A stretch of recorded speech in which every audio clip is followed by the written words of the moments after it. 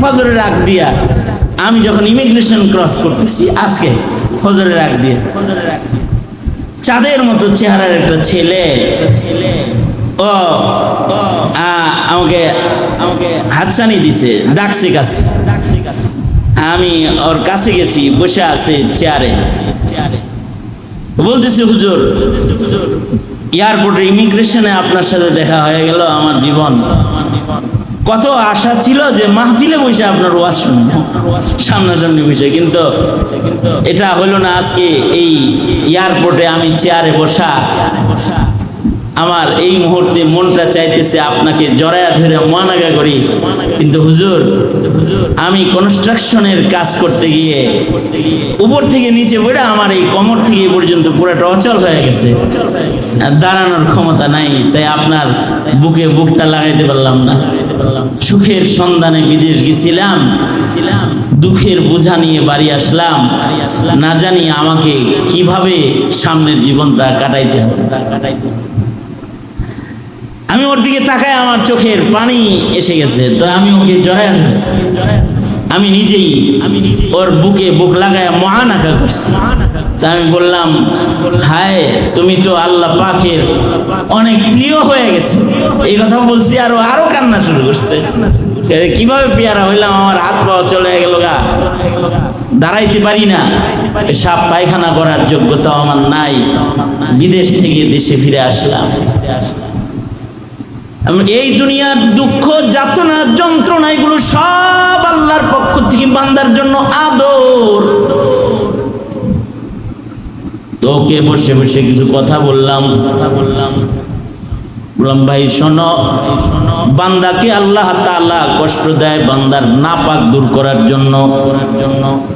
Doctor যেমন রোগীরে কষ্ট দেয় বান্দাকে সুস্থ করার জন্য, আল্লাহ তাআলা তার প্রিয় দিতে থাকে, যন্ত্রণা দিতে থাকে, তাকে নিজের কাছে পেয়ারা বানায় জান্নাতে নেওয়ার জন্য। যত কষ্ট দেয় তত বেশি কাছে নেবার জন্য বান্দাকে আল্লাহ তাআলা দয়া মায়ার হাত বাড়ায় দেয়। একটা অসুস্থ রোগী যদি ডাক্তারখানায় যায়, আর যদি তার দেহের ভিতরে পুজ থাকে, পিক থাকে, ডাক্তার যদি খালি আদর করে মালিশ করে ছেড়ে দেয়, সুস্থ হবে না তো? কি করে ডাক্তার এই জায়গাটাকে কেটে ফেলে, তাকে এমন ভাবে ফুরা গালায়, যখন ফুরা গালানি দেখছেন জীবনে? হ্যাঁ, আমি দেখছি, কাটাকাটি দেখছি, কারণ আমি তো বেশ কয়েকবার অপারেশন হয়েছে আমার এই হাত, একেবারে ফুল অজ্ঞান করে অপারেশন হয়েছে 3 বার। যখন ড্রেসিং হয়, ড্রেসিং অপারেশনের পরে ড্রেসিং হয় না, তখন তার অজ্ঞান করে না, খুব সাহসের সাথে ড্রেসিংটা করতে দেয়। তো ড্রেসিং করা দেখলে পরে মনটা কয় যে এই কতক্ষণ পরে তো আজরাইলটা আমার ধরবরে, যেমনে টানটা দিল, আর ওর পুজ, ওর পচা রক্ত যেভাবে বাইর করলো, আমারই কিন্তু বাইর করবো ওইভাবে, রেডি হইতে থাকি, আর খালি চিন্তার পেরেশানি। ডাক্তার যদি তখন আদর করে, খালি যদি কোনো কষ্ট না দেয়, তাহলে আবার ইনফেকশন হবে। এই হাত এক সময় অচল হয়ে যাবে। পা যদি অপারেশন করতে যায়, পচা রক্ত, পিক যদি কষ্ট দিয়া ডাক্তার বের না করে, তাহলে তার পা এক সময় কাটা পড়ে যাবে। তো ডাক্তার যে রোগীরে ধৈরা মোচার দিয়া, কষ্ট ক্লেশ দিয়া তার চামড়ার নিচের পচা রক্ত পিক গুলাকে বের করে ফেলতেছে, এটা যেমন রোগীর সাথে ডাক্তারের কোনো দুশ্মনী নয়, এটা যেমন ডাক্তারের একটা আদর। এই কষ্টের পরে যখন এই রোগীটা যখন সুস্থ হয়ে যায়, তো মিষ্টি নিয়ে, হাদিয়া নিয়ে ডাক্তারের সাথে দেখা করতে আসে, আর বলে বড় যত্ন করে অপারেশন করছিলেন, তাই অল্প সময়ে আল্লাহ তাআলা সুস্থ করে দিছে। এই নেন, এটা আমার মা আপনাকে রান্না করে দিছে, এটা আমার বিবি আপনাকে গিফট দিছে, নেন, খুশি হয়ে যায়, আরো ধন্যবাদ দেয়। এ কারণে বান্দাও একটা একটা মুমিন বান্দা তার দুনিয়ার জীবনে চলতে কখনোই কষ্ট ক্লেশের মুখোমুখি যখন সে হবে তো ওয়ারজা বিমা কাসামাল্লাহু লাকা তাকুন আগনান নাস, আল্লাহর দেয়া বন্টনে সে খুশি হয়ে যাবে, সে খুশি প্রকাশ করবে এবং সে শুকরগুজার হবে। তার রব তাকে কষ্ট দিতেছে, এই কষ্টকে কষ্ট হিসেবে বরণ করবে না, এটাকে দয়া মায়া হিসেবে গ্রহণ করবে যে আমার রব আমাকে দুনিয়ায় কষ্ট দিয়া কবর হাসর আখিরাতের কষ্ট থেকে আমাকে সুস্থ বানায়া কবর জগতে নিতেছে, আমাকে আল্লাহ তাআলা সুস্থ করতেছে, আল্লাহ তাআলা সুখ দান করতেছে। এটা হবে মুমিনের দিলের হালাত।